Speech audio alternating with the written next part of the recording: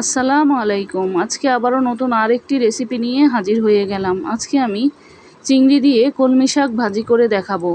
এটা অনেকেই অনেকভাবে রান্না করে থাকেন। আমি যেভাবে করে থাকি সেভাবেই করে দেখালাম। আশা করি আপনাদের কাছে খুবই ভালো লাগবে। ভাজি করার জন্য আমি কলমি শাকগুলোকে ধুয়ে এভাবে ছোট ছোট করে কেটে নিয়েছি। চিংড়ি মাছগুলোকেও আমি ধুয়ে পরিষ্কার করে নিয়েছি।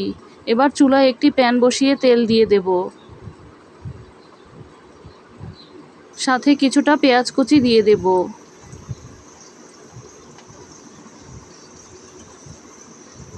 একটি আস্ত রসুনকে আমি এভাবে কুচি করে নিয়েছি। এবার পেঁয়াজ রসুনটাকে তেলের সাথে একটু ভেজে নেব। সাথে স্বাদমতো লবণ দিয়ে দেব।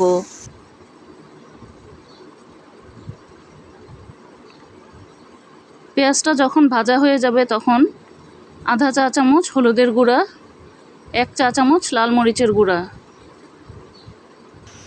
সামান্য পানি দিয়ে এবার মশলাটাকে একটু কষিয়ে নেব।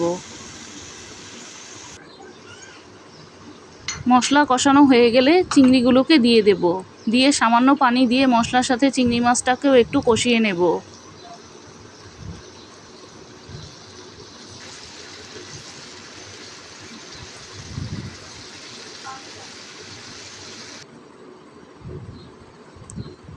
চিংড়ি মাছটা যখন কষানো হয়ে যাবে তখন কেটে রাখা শাকগুলোকে দিয়ে দেব।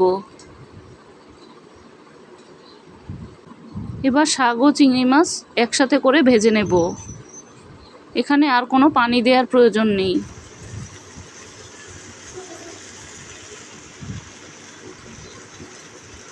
এভাবে করে নাড়াচাড়া দিয়ে উল্টে পাল্টে আমি শাকগুলোকে ভেজে নেব। উপরে 6-7টি কাঁচামরিচ এভাবে ফালি করে দিয়েছি।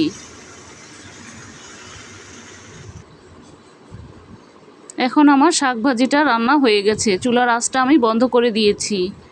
চিংড়ি দিয়ে কলমি শাক ভাজিটা এখন পরিবেশনের জন্য তৈরি। এভাবে চিংড়ি দিয়ে কলমি শাক ভাজি করলে খেতে ভীষণ মজা হয়। অবশ্যই আপনারা একবার বানিয়ে দেখতে পারেন। আশা করি আপনাদের ভালো লাগবে।